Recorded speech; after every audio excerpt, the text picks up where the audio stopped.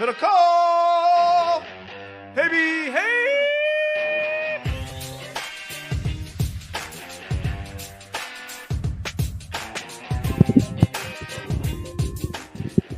Congratulations to you. And you. NFL Thursday is here. We are live on YouTube, recording this before Rams and Bills on Thursday afternoon. Can't wait for that game. And we got a lot to talk about today. As always, if you are watching the YouTube, subscribe to our YouTube channel. We appreciate that in a big way. Hit that like button. Comment for the algorithm. I saw somebody comment the other day. They said, I'm commenting for the algorithm. That was their whole comment. We appreciate it. Thanks for being part of the team. You're on the insides. Algos galore. They got you by the algos. If you're listening to the podcast on the podcast feed, however you're doing that, thank you. Whatever you're listening to, you can probably rate 5 stars, Spotify 5 stars, Apple Podcasts. Leave us the review, a question for the mailbag, and we appreciate the subscription and the sharing. We appreciate the sharing there as well. So go get it. Go get it, baby. Week 1 is here. R.I.P. the Queen. Let's roll, baby. Well, that had to be said, John. Thank you. I'm glad you said that. We are sponsored by Tito's Handmade Vodka. Tito's Handmade Vodka. This is where Tito shines. Now, Tito's is good in the offseason. Tito's is good in the preseason. But on the big stage, under the bright lights, John, that's where Tito's really separates itself. Very true. And do you know when it really separates itself? When? Thursday through Sunday now with football here. I mean, that's when it shines. With our Monday listenership. Night? Yeah, I mean, some people got real jobs, may have to slow it down Monday. Maybe Tuesday, a few cocktails out with the employees, or fellow workers or doing a deal. Hello, fellow workers. Yeah. And then by Thursday night, we got back-to-back Bills Rams. If you're listening to this, already happened. Then next Thursday is Chargers Chiefs. So you get early, sweet Amazon Prime games. Sunday, they could play Jags versus the Jags, and if that was the only game, it would do a 25. Yeah, I mean, it does not matter. People are ready. College football all day Saturday. Not the greatest slate, but still, Tito's. You get a Tito's and soda. You get a John Daly. You get a little ginger beer. You get some grape juice. Whatever your cup of tea is, just Tito's on the rocks. I don't know, and watch football. It just makes it a little bit better. It's just a fact. We got so many great options for if you are watching this live, you still have time. You'll have some time after the stream is done to go out and get any ingredients you need. If you need some lime juice, the Tito's peach tea, John. How about 4 ounces of unsweetened iced tea, 4 peaches, quartered, muddled, and some lemon juice. Get a little lemon juice and a tablespoon of agave. Did not see that coming. That little twist there at the end. So there's one great example. You and I, we went out last year, and we actually got some Tito Ritas, which is just a margarita, but some Tito's in it, maybe a little orange liqueur, some lime juice. Again, your agave comes. Turns out agave maybe might be good just to keep on hand. But whatever you do it with Tito's. Over 20 years since they've been making award-winning vodka that's always smooth, always clean, always crisp. Find out some more of the recipes that I'm reading here at Tito'sVodka.com. Distilled and bottled in Austin, Texas. 40% alcohol by volume, namely 80 proof. Crafted to be savored responsibly. Thank you, Tito's. Great to have you. And like John said, keep DMing us, sending us pictures of you this weekend enjoying some Tito's. Yes, please do it. Well, you're gambling too. Oh, yeah, while you're gambling. While you are getting it in at the DraftKings Sportsbook. We're sponsored in part by DraftKings. Football fans, first Sunday of the NFL season's here. An official sports betting partner of the NFL, DraftKings, has a couple great deals. Right now, new customers can bet just $5 and get $200 free in let me try that again. $200 in free bets instantly. That's what I'm trying to say. So you bet $5, you get $200 in free bets instantly with the code HAM. So Good Guy takes your breath away. And as an added bonus for week 1, everyone can experience the thrill of the early win promotion on DraftKings. It's simple. You bet on any NFL team to win. It does not matter. They don't have to cover the spread. They don't even need to win the game. Listen to this, guy. All they have to do is be up 10 points at any point in the game, and you get paid instantly. I'm telling you, pick a game, pick a team you love. I would go Chiefs, Cardinals. I just saw Rondale Moore injured. I mean, the Cardinals are in shambles. Chiefs might be up like 20 at halftime. Download the DraftKings Sportsbook app now. Use the promo code HAM to get $200 in free bets instantly when you place a $5 bet this Sunday. That's code HAM, H-A-M, only at DraftKings Sportsbook, an official sports betting partner of the NFL. Minimum age and eligibility restrictions apply. See the show notes for details. All right, so we gave you our lock of the week the other day. Let's get some college picks in here, John. So code HAM at DraftKings on the Sportsbook app. Bet $5, get $200 in free bets instantly. Plus, with the early win promotion, if your NFL team leads by 10 at any point, you get paid instantly, even if your team loses. We've got college bets as well this week. Why don't you start, John? What do you got? Yeah, I'm going to go Kentucky Wildcats, who have been the better program consistently than Florida. And Florida's getting a ton of hype because what just happened? Listen, that quarterback's awesome. I'm going Kentucky, guy. Kentucky +6 at the Swamp. I like that pick, John. I think Anthony Richardson, I saw him in a mock draft today, top 10, but nonetheless, I like that pick. I'm going Iowa, who did not score a touchdown last week, -3.5 at home against Iowa State. Iowa won this matchup last year when Iowa State was, I think, better. Yes. With better players on the road by 10 points with only 106 yards of passing offense. That's what Iowa did last year. So I'm counting on Iowa to be embarrassed in a rivalry game, to score enough to cover 3.5 points against Iowa State at home. Brock Purdy ain't walking through that door, guy. No, Breece Hall is not walking through that door. He's here to save the Jets. Also, if you missed it yesterday, our lock of the week in the NFL is Niners -7 against the Bears. We got 500 on that. You can go check a video we did yesterday about why that is our lock of the week, despite, I think, every piece of gambling history telling us to do otherwise. What? Just reaching for my hat. Oh, all right. There you go. Good looking hat. Good looking bald man. Whew. Thanks for $2, I guess. All right. DM says USC -9.5 lock. A lot of locks going on around. How about this, by the way? Who are the Trojans playing? Stanford, at Stanford, ABC. Oh, yeah. I heard somebody say Alabama is 1-4 last year as a road favorite. You know, they're 20.5 point favorites against Texas this week. Did you see the Will Anderson article written today in Bleacher Report? No. Was it good? Will Anderson, his freshman year, he shows up at Alabama, and none other than resident badass Alex Leatherwood walks up to him in the weight room and says, "I'm going to fuck you up in practice," and then walked away. And Will was like, "Damn, guess I'm at Alabama now." But here's the best thing about Will Anderson, John. He in high school was a fullback, and the coaches said, "We want to move you to linebacker. It's going to be better for you. Trust us." And he and his family did not want to leave fullback. He wanted to play fullback. His dad said, we're fullbacks. His mom said, "We are offensive people." Did they look at the NFL and realize not many fullbacks go to the league? They're like, the next use check, that's us. And the coaches at his high school, to their credit, said, "Trust us. We know what we're doing. We're going to move him to linebacker. It's going to be the right thing." So Will Anderson wants to be a linebacker. Well, was there an add-on to the story of Leatherwood talking shit? Like, did he beat his ass in practice? I actually read the story because I saw somebody tweeted that clip, and I'm like, well, there's got to be more to this story. But there wasn't anything more to the story, unfortunately. I'd say Will Anderson's trajectory and Leatherwood's trajectory are a little different. John, shocker, the mock draft I looked at today had Will Anderson going 1, a Georgia defensive lineman going 2, like a Northwestern offensive lineman in the top 10. Obviously, none of the quarterbacks. No, it had number 3. It had did it have Bryce Young going 3 and CJ Stroud going like 5, something like that. But I do think I Michael do Mayer feel pretty good about the 15. value of my pick with Kentucky. But if that guy dominates Kentucky and keeps dominating, if he has a Cam Newton season, here's what's a lock. He's going 1, assuming he's a good kid and everything. I don't know much about his character. Yeah. I've never read or heard anything bad. I don't think. No, I haven't either. I haven't heard much about him, honestly, until this week. But it was the one reason I didn't ride with you on Kentucky is just the possibility that we're watching like Cam Newton 2.0 here. Cam Newton meets Kyler Murray meets Michael Vick. But if you win that bet, you're going to feel great. All right. George Kittle, John, update on George Kittle. Did not practice again on Thursday. There was this report about Kittle. Hold on, let me grab this. Sorry, not mid-season form here. We got time, guy. We got time. Oh, we're not in a rush? Okay. Well, I mean, Belichick might fire you.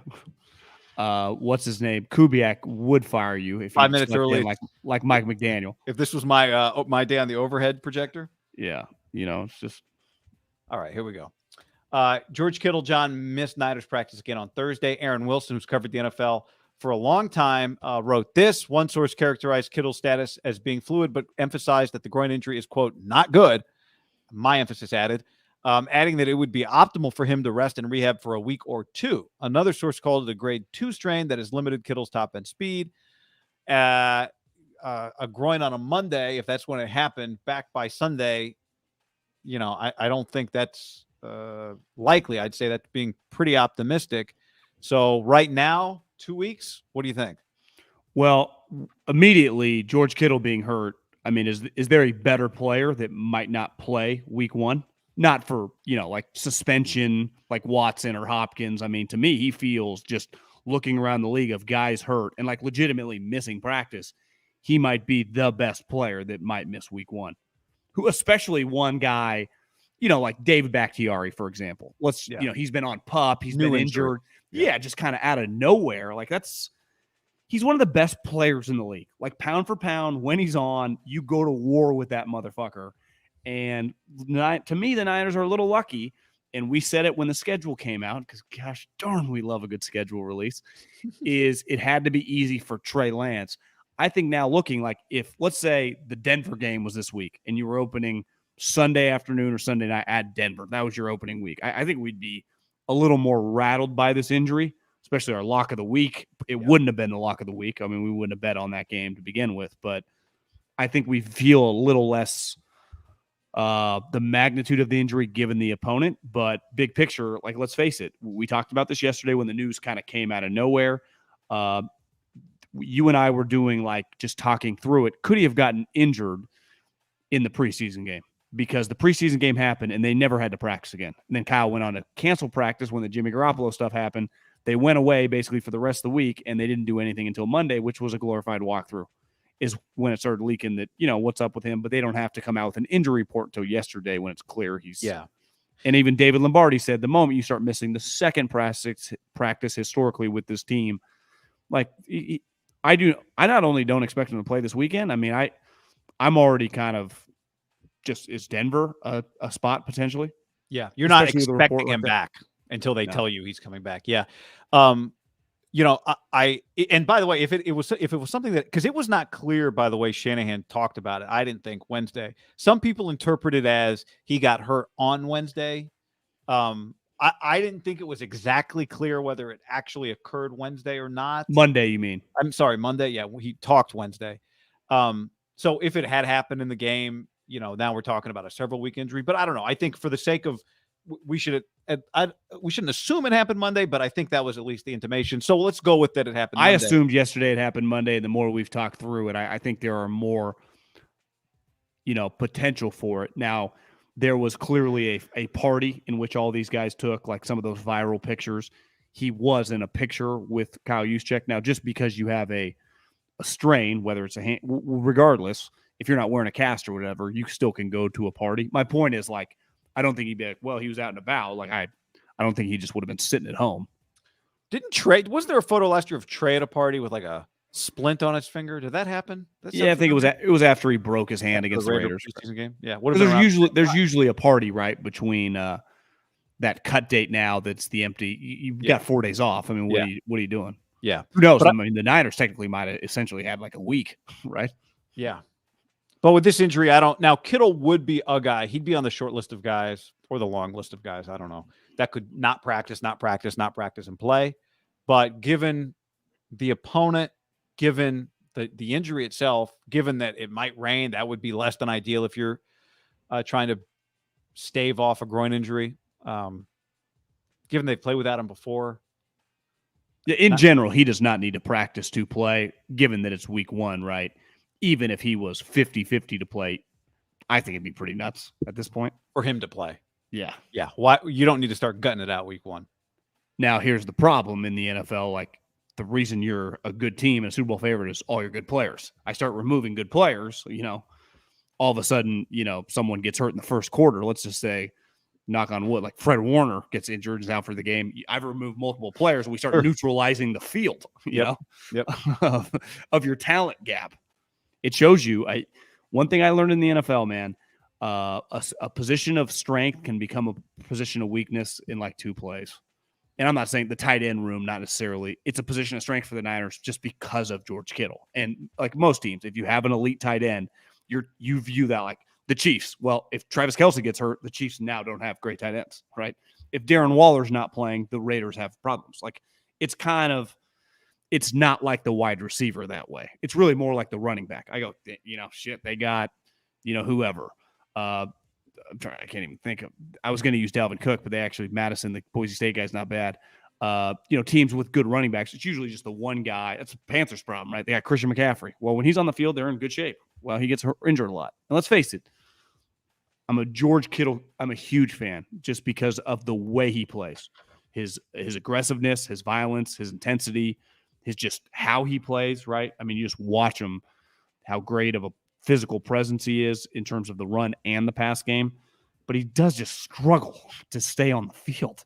And this is kind of crazy, even though it's not. Like of all the guys, man, like, God, didn't Fred Warner? Wow. It's like George is already missing week 1. Yeah. We talked about this when they were paying him. It was like, can you trust him to stay on the field? Yeah. I mean, he turns 29 in October. The question is, has he had his best season? Well, if he has, that's probably okay because his best season, he had an 88 and 85 catch year with over 1,000 yards and 5 touchdowns each of those years. You don't need that. You need him healthy. Has he had his best season? Probably. The question is, does he have 2 or 3 years of just injury-free, consistent, reliable, football? And the injury-free part's going to be pretty hard to. I wonder too if people make the argument like, why do tight ends make way less than wide receivers? Well, wide receivers for the most part, get hurt less often. I mean, tight ends you're just kind of in the trenches. It's unavoidable. You just get hurt more. Now, the irony is offensive linemen get paid a lot. So do defensive linemen. But ultimately, you're getting paid as a tight end. George is a little unique because he run blocks really to catch, right? Like the reason Mark Andrews and Kelce and Waller. Well, yeah. If George was your starting right guard, would he be playing in this game with his groin injury? Yeah. I don't know. Maybe not. I don't know. But to your point, like part of it is you're asked to do all these other things. Like the Niners don't have a great under Jimmy, you would say a great red zone threat because their 2 wide receivers are short. George is, he's made a lot of plays in the red zone, right? I just when I close my eyes, picture him jumping up, catching balls in the air. They throw him the ball down the seam and stuff in the air. And you remove him, like, to me, it's just a loss. I mean, anytime you remove a great player, it's just not ideal. But he's already out for this game, in my mind. I agree with you. On the stream, somebody says Christian McCaffrey is available as of now, but has shin problems already. It's like a cut. It's not like a shin strain, shin splint, something like that. But it is something. I mean, not nothing. Could have ran into something. Some beds are shaped funny. Juwan Jennings in the red zone. Yeah. So anyway, we'll wait, but we are not holding our breath on that. 49ers and Bears. What it brings us, John, is a classic old rivalry of days gone by of Justin Fields versus Trey Lance, which is not just a Trey Lance rivalry. It's also a Kyle Shanahan rivalry because I think it's been well established how much Kyle had to be quote unquote talked into Trey. We could have that debate. No one knows. Well, Michael Lombardi won't let that go, and people keep saying he's wrong. I know. But one thing I think that is not debatable, because Kyle has said it. He said it to the Brandon Marshall guys. I was choosing between Mac Jones and Trey Lance. That's what we were watching. So it was never about Justin Fields for Kyle Shanahan, ever. Do you think there is a chance, if he is got some percentage frustration in just how ready he thought Trey was going to be, and just knowing that he knew Mac Jones was ready to go, when you see Michael Lombardi say that he still is frustrated about it and lets it be known, listen, the people I know within the 49ers, they would never admit that to me unless we were super wasted, and even then, I don't even know. But do you think that's something that is even possible? I mean, we all know it's possible, but do you think it's plausible? Like, would you bet on there's been moments of frustration where either he's let it be known or it's pretty clear, like, God, don't stay around away from Kyle today? I think it would be, even for a guy that owns the whole organization, basically, is in charge of everything, a pretty high level of unprofessionalism, if that's a word. I mean, that would be, you talk about the amount of frustration you'd have to feel to be at that level, to undermine your own team and your own quarterback in that way, even if it's in a closed room, right? Even if it's you and John Lynch. But if it's him and John Lynch, that's not getting to anybody. To me, there's a difference in like tongue in cheek, like Mac would have made that throw, and like legitimately being mad about it some days during the week consistently. Yeah. Right. Yeah. Now, is it plausible to have that thought? It is so plausible to have that thought. Which is something every coach and every general manager has, right? It's very human. Is it human to say to John Lynch, like Adam Peters, to his OC, like, man, I hope we got the right guy? Absolutely. That is plausible. But you're asking like to be internally angry about being forced, quote unquote. Forced. I think forced is not possible. Okay. Pressured. Yeah, whatever. And being clearly kind of leaned on, which, like I've said over and over, it would have been the most insane draft pick in the history of the league when you factor in the position. Like, you called it the most arrogant draft pick in the league if they had done it. Absolutely batshit crazy. Because he ended up still going 15, where a lot of people think that was too high. So he not only didn't go 4 through 4, like he went 15. So he fell dramatically far. And like, you see, I think someone tweeted at us or someone linked me in a tweet, like the numbers of Tua and Mac, maybe they Instagrammed to us. They're like identical. It's like everyone needs to pump the brakes on McCorkle, who again, good kid, but Jesus Christ, I don't think he'll ever be as good as Kirk Cousins. Fields, on the other hand, is, there's a lot of optimism in Chicago about him. Do you remember the play he made last year in the Niner game, running around? The play was over. It was kind of like the Anthony Richardson. It wasn't the same as the Anthony Richardson play, but it was one of those, this play's over, tough for the quarterback, and then he makes a play that, he just sees something that nobody else Didn't sees. Didn't he run back across his body, make the touchdown throw? Yeah. It was sweet. It was very sweet. Yeah. I mean, here's a guy, I was thinking about Trey Lance in this context because, there are all these questions about how good is he? And we're all about to find out over the course of who knows how much time. But I do wonder if part of it, I watched him talk in press conferences. We've watched him practice. We've watched him play. We've watched a lot of what he's done. And he's done a lot of media. And I don't think how you handle media is, it's not a big part of the pie of how good of a player you're going to be. But I do think just watching a person talk can give you insight into that person. And when I watch him talk right now, those are media chances, right? And he definitely looks to me like most young guys look. He does not want to say something stupid when he's doing a press conference, when he's doing an interview. I don't think he's 100% comfortable with all that stuff. And I think he does a really good job with it. Like, I think he's pretty comfortable. I think he's insightful, but I don't think he's 100% comfortable. And I would imagine if I were in his shoes, if most of us were in his shoes, I think there'd be a part of it where you think, I haven't even done any of this stuff yet. I definitely don't want to be talking about it. I just want to go do it. And I think probably there's a part of it with Trey where he's got to prove some of this stuff to himself, right? Like, I was thinking about Steph Curry, and the odds that anybody becomes Steph Curry are very low. He's an all-time great player. But Trey Lance was drafted to be the 49ers Steph Curry, to be the centerpiece of their franchise, to be their playmaker, to be their point guard for a long time. You think about Steph, and there are a lot of people that didn't believe in Steph when he came into the league, right? He was coming from Gonzaga. He was small. 2 point guards. Rick Bucher, Matt Steinmetz. Albeit, what was the deal with those two? I just feel like those were guys that get lumped in. They were definitely talking about him. But I went back and looked at Steph. Like, what Steph had proven to himself was a lot. Steph scored 40 against Gonzaga, 30 against Georgetown, 33 against Wisconsin, 25 against Kansas, all in the 2008 NCAA tournament. That's just one tournament.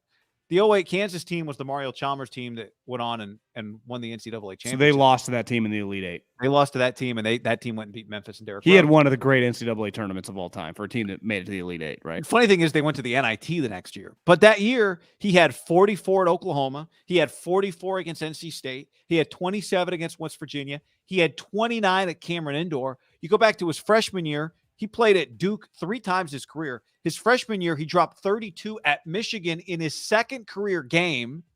And then in his tournament debut as a true freshman at Davidson had 30 against Maryland. They win? They lost that game. So he played one game in the tournament that year, came back, played 4 games, and then remember they moved him to point guard, kind of helped Steph develop his junior year, and they went to the NIT. Are you saying that the NBA scouts might have overthought the Steph thing? And still he went really high, right? Still 7. If they could do a redo, I think he goes 1. Yeah, if you could do a redo, he'd go 1. And I'm not I know any comparison to Steph, but my point is Steph was a small school guy who had all these reasons to believe in him. He had just proven all this stuff to himself. And I wonder if part of Trey is like, you guys are asking me, I just want to go prove it to you. I want to prove it to myself. Like, I belong. I see a guy who's still got to go out there and prove that he belongs. The captain voting tells us that. That's normal. None of this is a criticism of Trey.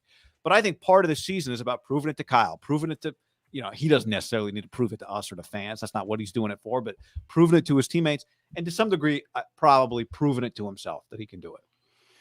Yeah, I mean, it's the best part once the season get here. We don't have to talk anymore about percentages in practice. We don't have to talk anymore about good days, bad days. What do they mean? Because ultimately, in my opinion, they don't mean actually anything. I mean, they do at that given moment. But if you go out, and this is the best part about the NFL, and I would just say sports in general, in any business, like whether we double our revenue this year, or whether we lost money and we could be like, well, it's a weird year, recession kicked in, and, people pulled their marketing budgets.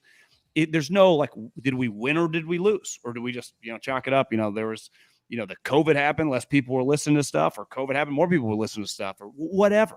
Any business, like, you kind of just pick an arbitrary numbers. The sports is the one industry where it's like black and white. Some teams make more money than others, but ultimately it doesn't matter. Like the Cowboys make dramatically more money than the Bengals, right? Dramatically more. The Bengals literally had to sell Paul Brown Stadium, and they basically admitted, like, we need cash flow for our quarterback that we're going to have to pay next year, right? We don't potentially have the cash on hand. That extra $50 million over the next 2 years will dramatically help us to cut a check. They're basically just taking that cash. It's like if you're just like saving for a down payment of a house, every time you get a certain amount of money, you put it in there. That's exactly what the Bengals are doing. Yet they were in the fucking Super Bowl. Jerry Jones, could you imagine the check he would have written to be in the Super Bowl last year? Because that's all that matters in this. Like, ultimately, how much money Jed made, or now, no one cares. I mean, no one gave a shit that Jed had never been richer in 2021. Why? Because the Niners went, 6-10. And it was. Yeah, but did you see the investment in the soccer team? Yeah, it was a debacle. Do you know when talking about leads becomes cool? When Kyle Shanahan and the Niners are kicking ass. It's why the Bears, they're under a lot of heat. It's why Belichick, like, so you're going to win this year? The only thing that matters in this league specifically, because I was thinking this today, it kind of hit me.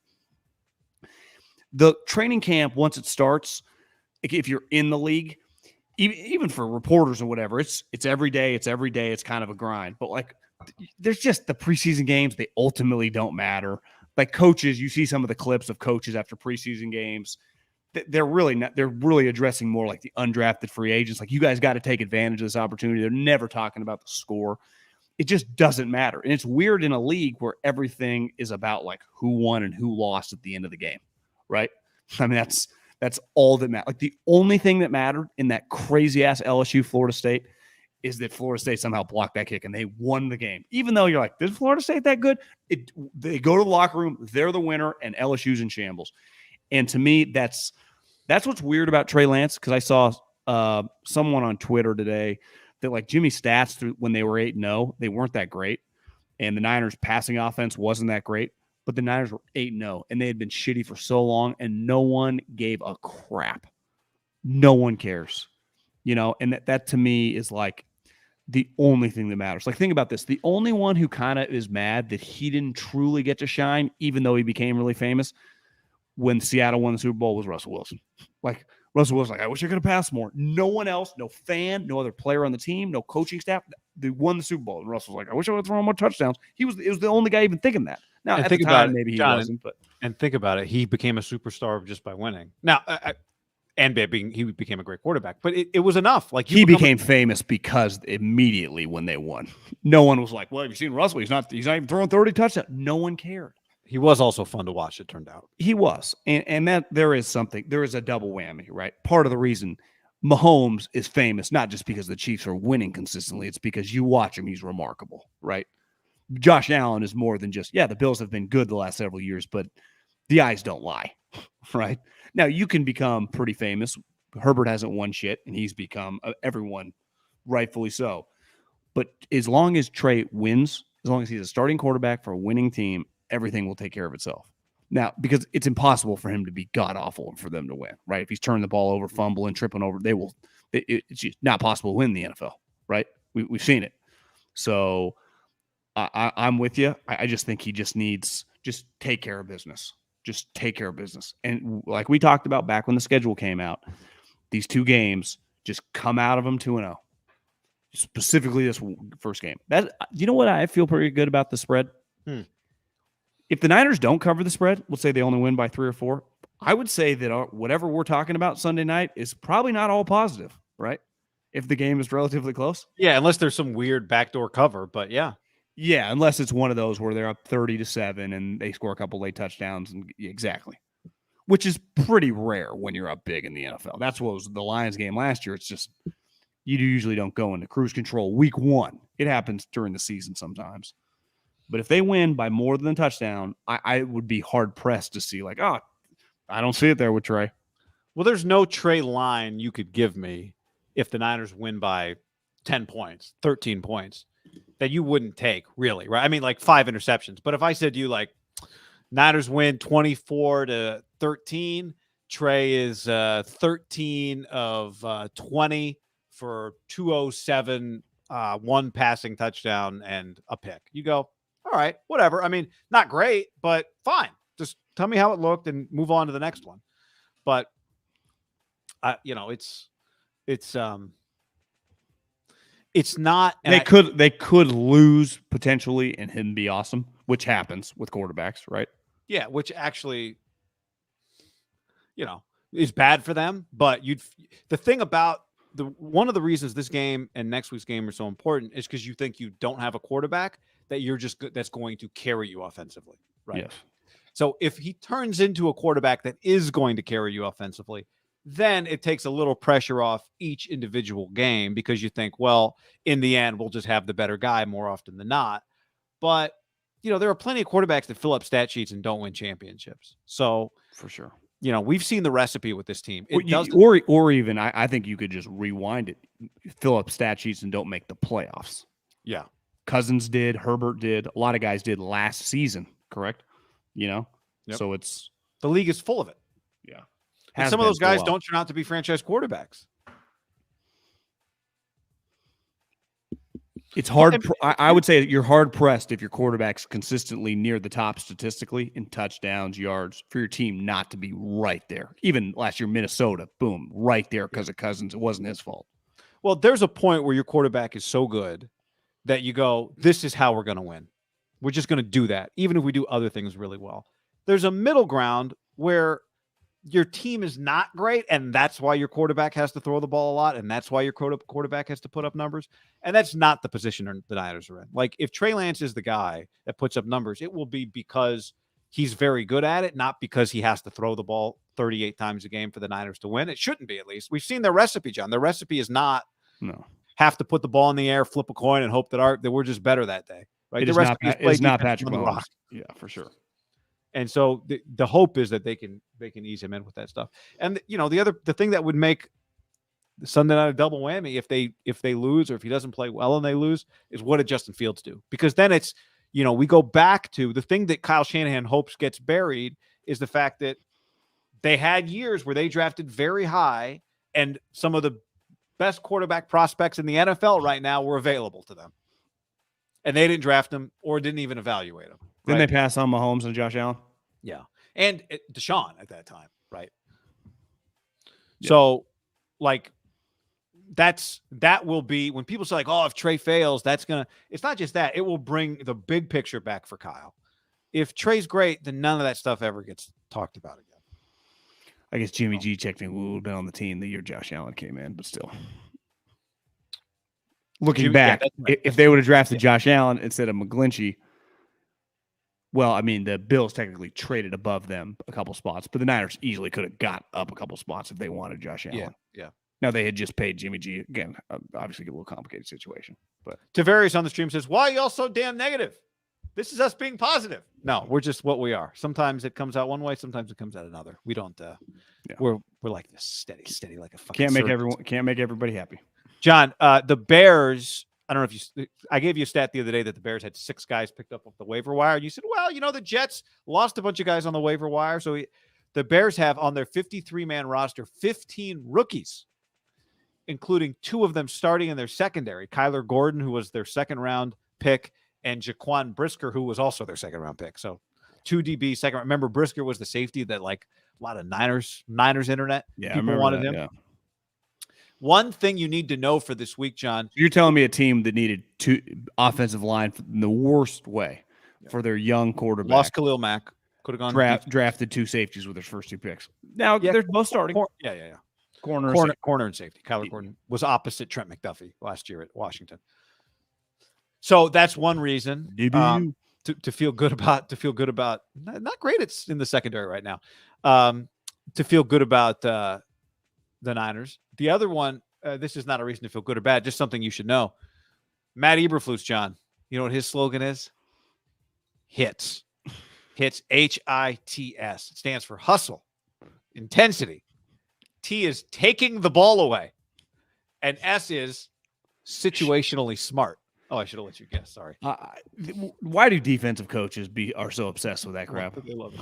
I mean, what is Jesus Christ? That's such fucking cheesy. What was the Dennis Allen one in the Raiders building? Remember that one? Yeah, Dennis Allen. What was that one like? It wasn't do your job. It was all in. Was it all in? Is that what it was? Yeah, it's not quite an acronym. That's just. It feels like it. Remember, Charles Woodson had a pretty sweet one. Work hard, make plays. Work hard, make plays. Yeah, that's a good one. Nobody cares. Do you think Fangio and Todd Bowles, Dan Quinn definitely has these? Dan Quinn is a guy, and he's pretty good at his job. But I'm a sucker for just like the Saban have a lot of these. It's like, no, when we run this defense, this is where you sit. When I call this is where you go. When I tell you practices at 10, you're here at 9:55. Like, it's just very. I have no problem with the occasional, in college, it's a little more understandable, I guess. But the pros, can you imagine being like a 32-year-old? It's like, guys, I got 3 kids. Remember, fellas, it's hits. And the S has 2 S's. It's situationally smart. Is it one of those where, like, at any time he stops you in the hallways, like hits, you have to be able to tell him what hits means? TCBY is my personal favorite. What is it, TCBY? TCBY meant the country's best yogurt. Actually flowed. Me and my dad used to swing by there. Is that when TCBY go out of business? I don't think it's still in North Davis. Yeah. Was that a TCBY or a Baskin Robbins we used to go to from the apartment complex in Fresno? That's a great question. Don't know. Over the fence, over by Casa Corona. I miss Casa Corona. They had some great chips and salsa. Anything else on the Bears? We did a Bears pick. We picked this game. We picked the Niners to cover on Wednesday. If you guys missed that, but not a lot going for him. But there does, when you got a young quarterback, optimism. And as I said yesterday, John, I am open to the possibility that Eberflus is a good football coach. I am open to that. He was a very good defensive coordinator. He's not a guy that's going away, right? If it doesn't work as a head coach, he will be somebody smart's defensive coordinator. He will be Bobby Slowick's defensive coordinator somewhere in 3 years or something like that. And it's weird. I'm going to give him a compliment, and I don't even know why. We don't know that Josh McDaniels is a good coach or not. Time will tell. Yeah, I would, if I was a gambling man, I would imagine Josh McDaniels is going to be successful. He gets to inherit a legitimate NFL quarterback. I think over the next 3 or 4 years, Josh is going to have success. Yeah. How many playoff wins or whatever, I don't know. But I think Josh is going to be a credible coach after he gets a couple seasons under his belt as the head man. He personally hired this guy to be his defensive coordinator, right? I mean, I would say that does reflect something. Because if you look at his stats that's right. You mean in Indianapolis? Yeah, I mean that Frank inherited that guy because he had been on the job, and then Josh turned down Chris Ballard. The dude was already hired. This guy was the only guy there. I think there was one other position coach. Remember, they were just waiting. I think there were a couple coaches. All right. The other question on this Bears-Niner game, John. Wait. You're not coming? I'm here, bro. I'm Josh. I'm in the office. Is he the one that had to deliver the news to Irsay? That's God. What a Hey, Jim, what- just want to let you know I'm here if you need me. That's a story. Over under half a Hightower tweet in the Niners-Bears game. Let's not forget the other big matchup here, John. Hightower, Dante Pettis, I think, is his returner. So Hightower versus the Niners revenge game, Hightower revenge game. Something to keep an eye on. It's weird because Kyle technically fired him, but fired him to place him somewhere else. Is good buddies with him. I think Hightower played at Texas. I don't know what position, but Kyle always, referred to him as his college teammate. Like they had known each other a long time. I'd watched a couple Bears, muffed punts and blown fumbles so far in the preseason, just with the games on in the background. Mm-hmm. I'll be stunned. Now, here's what I do know. Can you imagine if Hightower gets like a fake off Kyle? That would be fun. I wouldn't hate that as just a level. If the Hightower's Bears get a touchdown on or a first down or something on a fake. Well, I forwarded you the tweet about like John. How do you say the guy's name in Oregon that covers the Oregon Ducks? John Canzano. Canzano. Yep. He tweeted out something that he asked Pat Hill about why he like scheduled Ohio State to Alabama to Wisconsin to. He worked at the Fresno B. He used to work John. Okay, that even makes more sense. And Pat's like, "What are they going to do? Eat you?" And I quoted. It was funny. And Jeff Schwartz replied to me about you had a good tweet. You said what did you say? Well, I don't even remember. Watch out for the dogs when puppies pee or something like. Don't pee. You can't run with the big dogs if you pee with the puppies. Yeah, that's a good one. So if you're gonna run with the big dogs, you can't be peeing with the puppies. And in that 06 game, because Schwartz was like, that game was nuts. I was there. And at the time, you remember Mike Bellotti ran a fake field goal option. I do remember. Is that Ryan Leaf's brother? On the goal line, and Brady Leaf was the holder. Yeah. Is Brady Leaf Ryan Leaf's brother? Yeah, that's his brother. Was it Bellotti's son who was the kicker? That part I don't remember. I thought it was could be off there. It might just be a normal kicker. Let's check the tape on that. They ran a fake field goal. I always go Spanish last name on a kicker, but I think you're right. 24-24. They ran a fake field goal where the holder turns into like a quarterback on an option, and the field goal kicker, who clearly was a good athlete, runs like he's an option running back, and it worked, and it was sweet. Can you imagine if Hightower pulled off something like? I mean, it was. Still to this day, one of the best special teams plays I've ever seen. Would you agree with that? It was 20 years of going to games. It was gutsy as hell. And again, I was training that day to take over for Fresno State sideline reporting on radio, like the next broadcast. So I was standing there on the sideline next to Ralph Wood, who had the headset on and he had the big mic.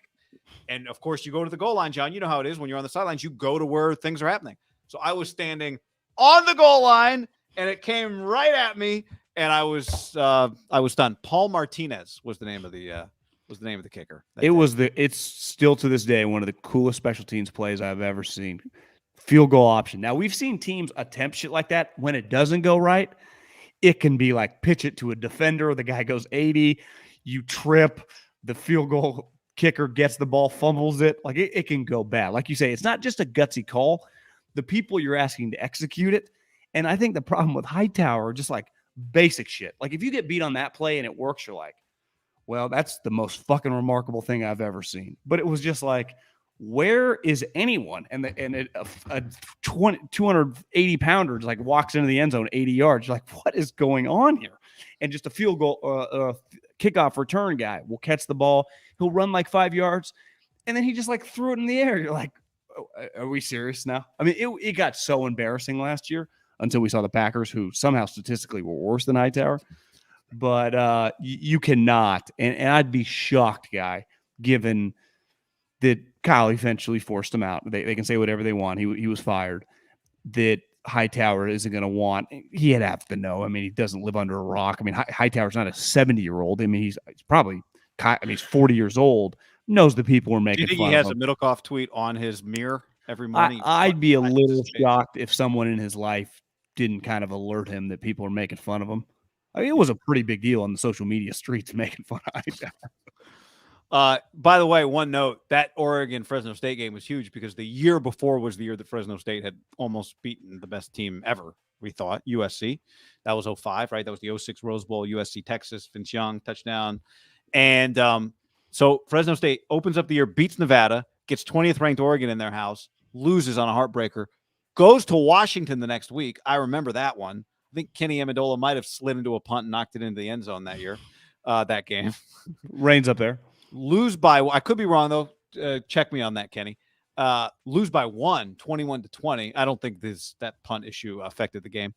But they lost by 1, and then they continued on and lost 1, 2, 3, 4, 5, 6, 7 straight. So they started 1-0, lost by a touchdown to Oregon, lost by 1 at UW, and all of a sudden they were 1-7. And Pat Hill said, "I guarantee." I don't know if I ever heard this. They had lost 7 straight in football, not baseball. It's football. It's the most of your season.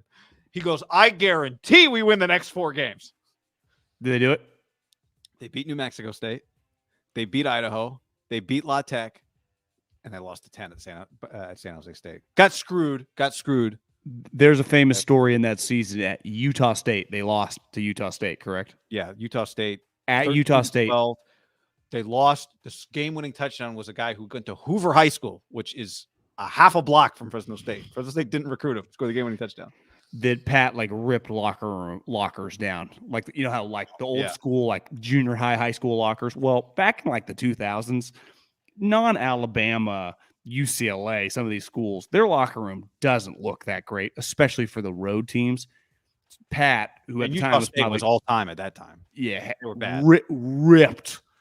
ripped lockers off the wall. Wow. Utah State went 1-11. It's not today's Utah State. They were a terrible, terrible, terrible operation. They were an embarrassment. Yeah. All right. Looking ahead to the weekend, John, the game schedule, we've gone through it before. There are some really good games. There are some not great games, but mostly I think it's not that hard to find week 1 interest in Jags, Commanders. To me, it's not hard to find the interest in that game. So there's really reason to watch a lot of these games, but at the very top of the list, and I don't know if you would agree, Bucks, Cowboys, hell of a game. But I think tier 1, and we've talked about this, so I think you think this too, is Chiefs, Cardinals, and Raiders, Chargers. To me, those 2 games, I'm more interested in those than Green Bay, Minnesota, even though I would imagine Green Bay, Minnesota of the day has the highest rating because of on the night game, just because the National Fox, it's Green Bay. But I think those 2 games on the relevant, because Green Bay is going to be good. Minnesota will probably be too. I'm shorting Arizona. And if you look at Arizona, right before we hopped on, I mentioned this earlier in the podcast, Rondale Moore's, he got hurt. J.J. Watt guy, calf injury, hurt already. Hopkins is PEDs. He's gone.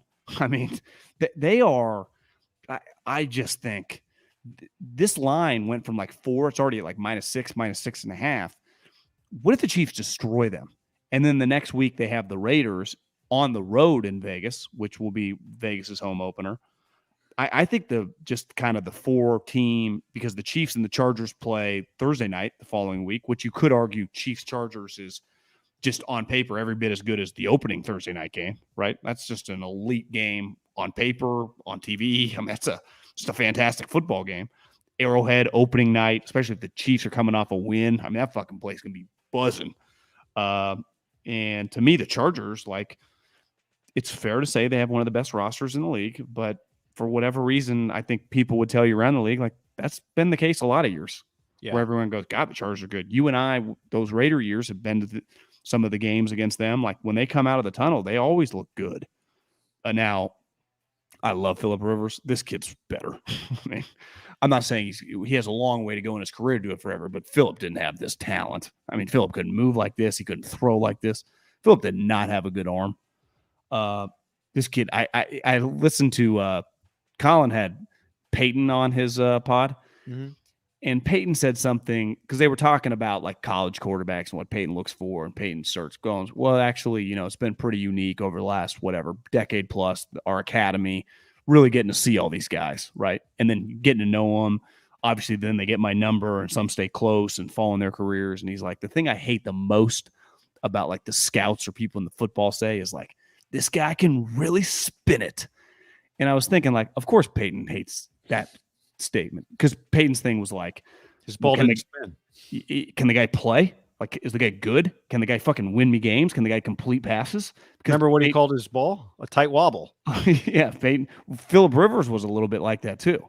Where to me, it's like, well, Peyton, like Herbert, Mahomes, Josh Allen, they can spin it and they're good, right? Brady can spin it in; it goes where he wants to. I do get it. There's plenty of guys who can spin it and can't play quarterback. His point was like on guys like he's like Jamarcus Russell. They'd brought to the camp, and like Archie Manning like looked at Peyton. He's like, "That's the farthest ball I've ever seen." It went like 90 yards in the air, like hit the post at wherever they're practicing in Mississippi or Louisiana. But like Herbert he's kind of already been anointed. You and I have, I mean, rightfully so. But like people have put him ahead of Josh Allen, I think, pretty general. I think most people are doing that. Yeah, I mean, can he win? Like, are they going to win? Right. Yeah. I think they don't have a home field advantage. I would say of all the talented teams, like they do not have a home field advantage. There are going to be a ton of Raider fans there. The Raiders, wouldn't you say the Chargers have more pressure on them than the Raiders in this game? Yeah, just on the most basic level, because it's the home game. On a second level, because they play the Chiefs the next week on a short week. On the road. Raiders do play the Cardinals the next week, right?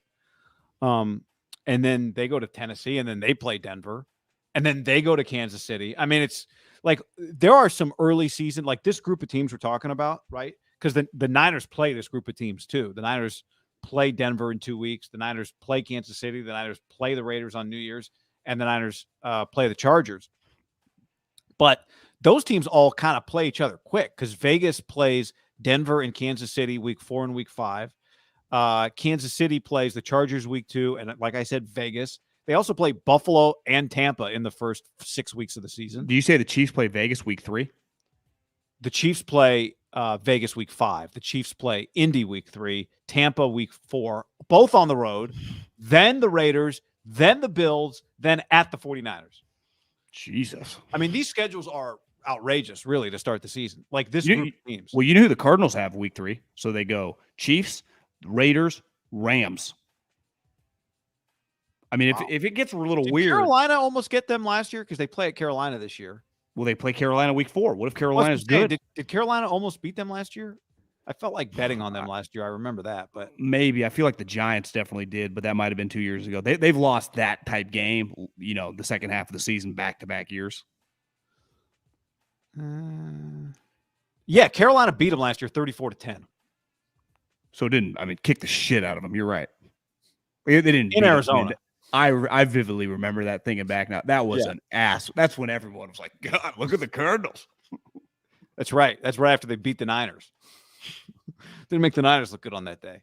No. But this kind of little round robin thing this group has going, and the Niners are kind of thrown in it. Really, I guess the NFC West teams are thrown in it too. Colt McCoy's hurt. Colt McCoy's hurt, I know.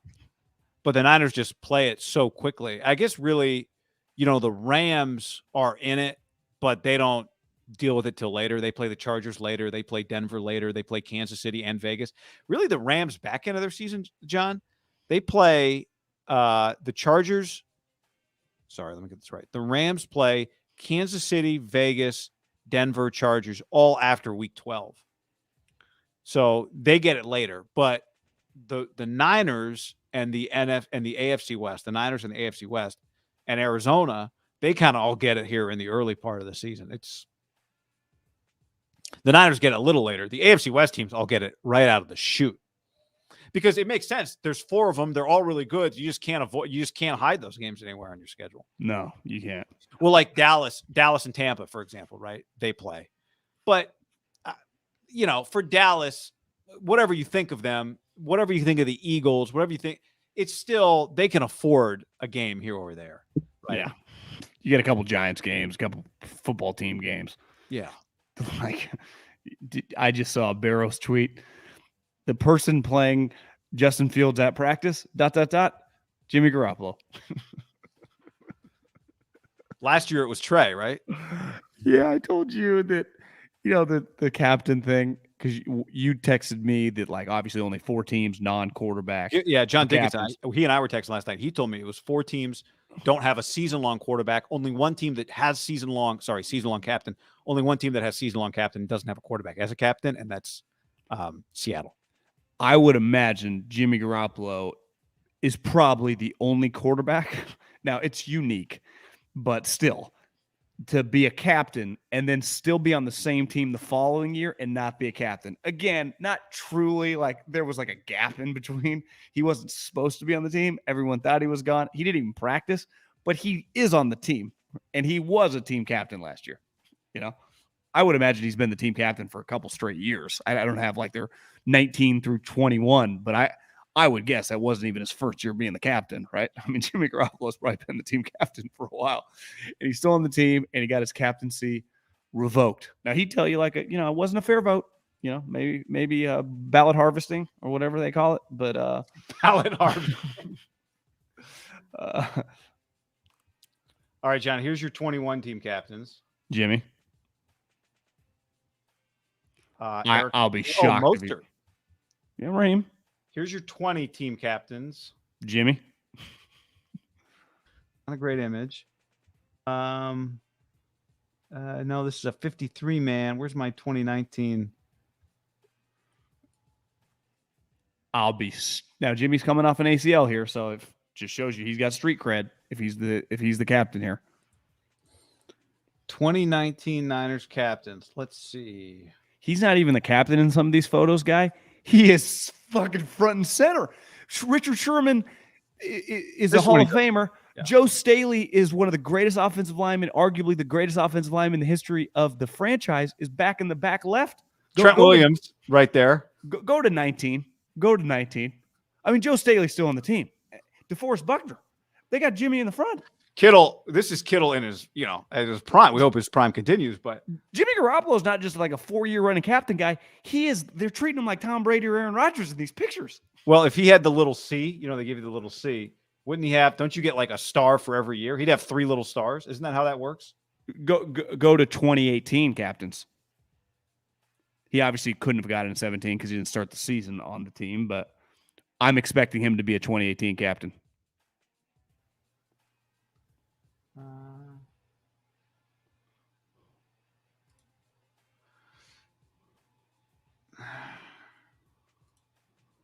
Something. Kittle became a captain.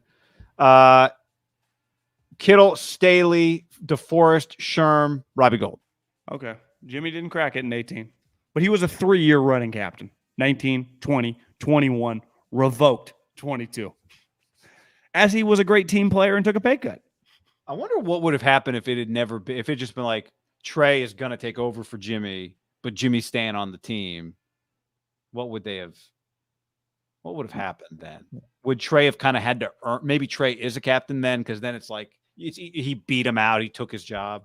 How big of a story would it have been if Jimmy Garoppolo returns a week later? He's named a team captain as the backup. I mean, it would have been the biggest story in the league. If Jimmy Garoppolo was named team his captain, return was the biggest story in the league. So I'm not going on any limb, but yeah, Trey would have been like, I'm so happy to have a captain helping me in the quarterback room. Just means so much. Yeah. I mean, Trey's got a long ways to go to match Jimmy's 3 straight years. There's no guarantee Trey's a 3-year straight captain. If he's a 3-year straight captain, the last year will be like on a new contract. That means his career is going well. Yeah. We're already 2 years in. People call us negative. I don't get it. Niners would die for that. Rams, Bills tonight. This will get cut out of the podcast, John. Who you got? For everybody just hanging. I'm really just rooting for the air conditioning. I hope Stan, the California's been told 4 to 9, turn the fucking ACs off, be hot. I hope that Stan cranks that thing up. It's nice and chilly in there. I'm rooting for the air conditioning. I got no AC. I'm fine. I got a fan, but I was born in this weather. Yeah, I really think that people in San Francisco and Los Angeles just are so spoiled. No group complains more when it gets a little hot. It's like, well, they don't have it's the only group in America probably doesn't have AC like as a community. I was talking to somebody about this yesterday. There is nothing. You think about the amount of time that humans spend just talking about the weather. We just love to, whatever it is. If it's too much rain, we'll complain about it. If there's not enough rain, we'll complain about it. Windy. We need some cold. It's too cold. If it's windy, it's too windy. Yeah, exactly. We're like the what's the 3 little bears? Goldilocks. It's too hot. It's too cold. Whatever it is, it's just right. If you just be happy, if you're not like, bedridden or something, and the heat is really a threat to you.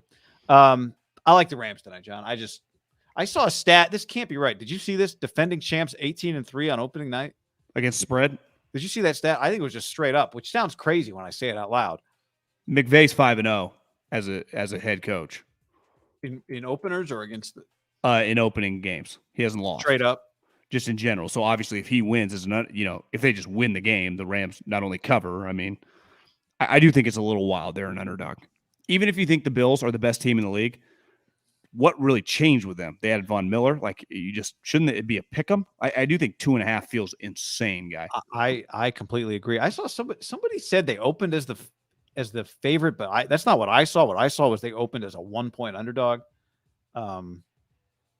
So yeah, public money is all on the Bills. Everybody's on the Bills. How is there not enough public pushback on the Rams for it to get to that point, for it to get to 2.5? So to me, that's public money doesn't move the line. We have enough evidence. No, because the public money is like $7 bets. Yeah, $10, $20. It is people putting 5 figures on the Bills. It happened early to swing the line, right? The amount of money that came on the Bills. I'm with you. I guess I like the Rams. I mean, I'm rooting for the Rams. Like, I root for the Rams. Like, I want them to be good. I root for the Cardinals to suck. I want the Rams to be good. I want the Rams and Niners. I rooted for Seattle. Like, I love Seattle Niners. I know.